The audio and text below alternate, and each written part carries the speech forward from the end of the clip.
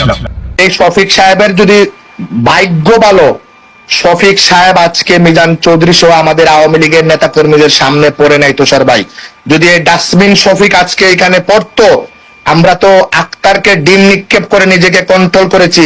গাড়ির সামনে রাস্তার মধ্যে শুয়ে আক্তারকে আধা ঘন্টা আমরা অবরোধ করে রেখেছি। এই ডাস্টবিন শফিককে যদি পাইতাম না, কসম খোদার এখানে রক্তের বন্যা কিন্তু বসে যাইতো ভাই। কারণ এই ডাস্টবিন শফিক আমাদের মমতাময়ী মা বঙ্গবন্ধুর কন্যা 18 কোটি মানুষের নয়নমণি শেখ হাসিনাকে নিয়ে কিভাবে খারাপ মন্তব্য করেছে, কিভাবে কিভাবে কি করেছে, আমি সেই শব্দ ব্যবহার করতে চাই না। তবে আপনাকে এতটা আশ্বস্ত করতে পারি, যদি 27 তারিখের ভিতরে 27 সেকেন্ডের জন্য যদি ডাস্টবিন শফিককে নিউ ইয়র্কের কোনো জায়গায় পাই, হয় মারবো না হয় মরবো।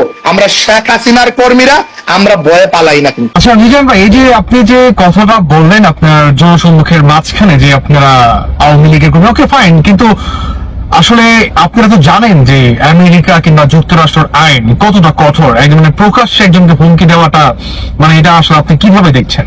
দেখুন তুষার ভাই, একটা কথা বলি, আপনার যখন অস্তিত্বের লড়াই আসবে, আমি যখন ক্ষুধার্ত হব, আমার ঘরে খাবার না থাকলে রাস্তার আশেপাশে যে গার্বেজের ভিতরে খাবার থাকে, আমি কিন্তু সেই খাবারও এক সময় খাইতে কিন্তু দ্বিধাদ্বন্দ্ব করব না। এখন আমাদের আওয়ামী লীগের নেতা কর্মীদের সেই সময় যাচ্ছে। আমি মিজানুর রহমান চৌধুরী যদি এদেরকে প্রতিহত এবং প্রতিরোধ করার পরে যদি আমাকে এখানে জেলের ভাত খাইতে হয়, ভাই বাংলাদেশের 2.5 লক্ষ নেতা কর্মী এখন জেলে জীবন যাপন করতেছে। বাংলাদেশের 2.5 কোটি আওয়ামী লীগের নেতা কর্মী বাড়ি ঘরে থাকতে পারতেছে না। আমি একজন মিজানুর রহমান চৌধুরী যদি এইখানে যদি কয়েক মাস জেল কাটি, আমি সেটা মনে করব এটি আমার রাজনৈতিক জীবনের সবচেয়ে বড় অর্জন, যে আমার ভাইদের কারণে, আমার দলের নেতা কর্মীদের কারণে আমি আজকে এখানে নিজেকে জেলের ভিতরে পর্যন্ত নিতে পেরেছি। তবে ভাই, এখানে আইনের দেশ, আমি আইন হাতে নিতে চাই না।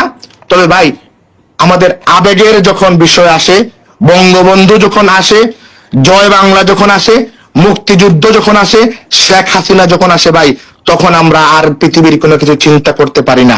তবে তারপরেও আমি বলি, আমি আমেরিকার আইনের প্রতি শ্রদ্ধাশীল, কিন্তু